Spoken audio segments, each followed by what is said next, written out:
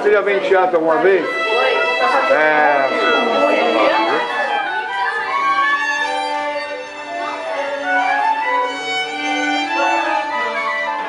Depois de muita luta conseguimos chegar. O Zeca sempre batalhando para que a coisa fosse melhor. E hoje a escola é uma instituição muito conhecida.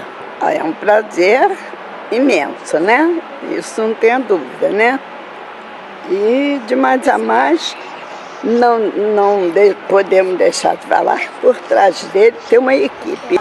Agora é um momento de grande expectativa, eles estão muito nervosos. É a primeira vez que muitos deles, a maioria, está se apresentando.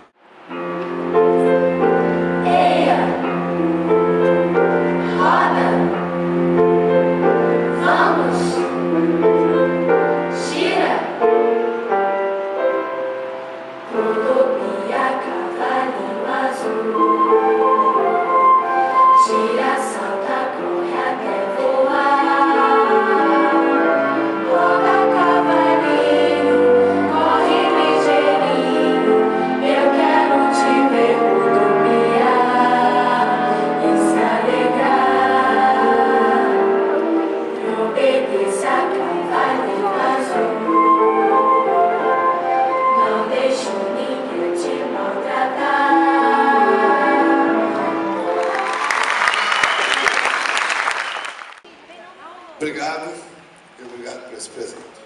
Só isso.